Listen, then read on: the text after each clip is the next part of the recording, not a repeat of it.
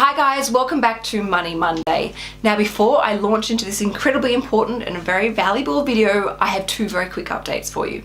One being the budgeting app. The app is finished and it is currently with a group of people who are testing it and trying it, and I'm waiting for their feedback because I'm not ready to launch it until I know that it's perfect, because I want it to be perfect for you. So the moment it is ready, I promise to let you know, and I'm extremely excited about you guys using it for yourself and having your lives made so much easier in managing your budgets and your cash flow, and most importantly, achieving your financial goals, because this is what this budgeting app really helps you do. The second update is I've actually been really busy making some videos, especially for 9.com.au. And there are videos that you will not see on my YouTube channel. So if you feel like watching a SugarMamma TV video that you haven't seen before and is not going to be on YouTube, again, check the link in the video description box below and I will make sure I let you know the moment new ones are published. So launching straight into Money Monday now. As you guys know, I'm incredibly passionate about you guys building up long-term passive income streams. If you've forgotten what a long-term passive income stream is, or what passive income stream is at all, it's essentially money that you earn whilst you sleep at night. It is your money working for you instead of you working for money. Classic examples of this are earning rent off from your investment properties, earning interest off your bank accounts, and my absolute favorite, which is earning dividends off shares, in particular industrial shares. But essentially it is money that you physically don't do anything to earn. You don't have to sit in front of a computer screen, you don't have to put a suit on to go to work and have meetings, you don't have to get public transport into the city. It's your money working for you, and it is the key to being financially free and independent. And through my channel, what I am passionately trying to get you guys to do is to build and invest and buy long-term passive income streams so that your passive income exceeds your living expenses and you don't have to work unless you really want to, or you do the type of work that you love and it is not because of your financial circumstance and feeling locked into a certain situation. I want to give you and empower you with absolute freedom and financial security, and most importantly, harmony. So when it comes to buying and building passive income streams, there are a couple of key ingredients that are really important. One I've previously touched on, and that is the importance of time. It's time in the market, not timing the market. If you're investing in long-term growth assets, you need to sit through the peaks and troughs and market volatility and have a good financial goal and a good financial strategy and go for the long run. The second and equally as important ingredient when it comes to successful investing for long-term passive income streams is to focus your energy on building up the income. Don't just chase the yield. Now, to explain the importance of this, I'm going to give you two classic examples of two very popular assets and show you over the long run the difference between the two.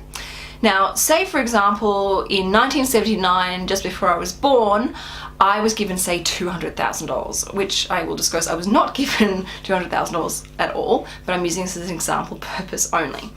And say as my parents before I was born decided they'd put $100,000 into a term deposit and the other $100,000 into a diversified portfolio or managed fund of industrial shares. Now, term deposits are what I call one-dimensional assets. There is no capital growth to a term deposit. It simply pays an interest rate, and typically with a term deposit it is fixed. Now, the other type of asset is a two-dimensional asset. That provides income, but it also provides capital growth benefits. And that is what is really important, because over the long run, you want your income growing in value each year, especially when you factor in inflation, because as your expenses increase over time, naturally, you need to make sure that that passive income can keep up or even exceed your living expenses so that you do remain financially free and independent. Now, over the short term, most of the time, term deposits seem like a better investment. They tend to pay a better income than, say, shares. And of course, there are different types of risks when it comes to comparing term deposits versus shares. But over the long run, when you stretch this out, and I'm going to use an example of a 35-year period, the results and the tides really change and turn. Now, by 2015, if I was to compare where my term deposit was and where my share portfolio was, and I'm going to assume that I've always lived off the income generated by those two $100,000 investments, the results between the two of them are huge, and you will see which investment asset class would be much better off investing in. Now, over the 35-year period, my term deposit would be worth $262,925 using the average term deposit over the last 35 years. That's pretty impressive. I'd be personally pretty happy with $265,000. And I would have received, income through that period, which I'm assuming I've used to help cover my own cost of living. My last interest repayment from that $100,000 investment would have been around about $3,000 a year under current term deposit interest rates, which is great. I would love $3,000 a year. But let's now switch over to my share portfolio and see how that would have gone over the last 35 years. Again, I want to remind you that I am taking all the dividends. Nothing is being reinvested. Everything is being used to help cover my cost of living. Now, that share portfolio is worth $1,358,563. And my most recent dividend check would have been $77,971. Now, if I was going to compare between the two, I would much rather be living off the income stream that is given to me each year by my share portfolio versus my term deposit. What I'm trying to show you guys is when you are shopping for investments, you need to make sure that for your long-term shopping basket and building long-term wealth these assets must be two-dimensional. You need to look for assets that pay an income but also grow in value over the long run. And when you're looking at buying and building up a share portfolio, don't necessarily chase a high-yielding share. There may not necessarily be long-term capital growth opportunities. Typically with shares, when a company makes a profit, they will pay out typically around about half of the profits to the shareholder through a dividend. The other half is reinvested back into the company for future growth opportunities. For example, expanding their product range, expanding their services, doing more research and development so the company can become bigger and better and increase in value.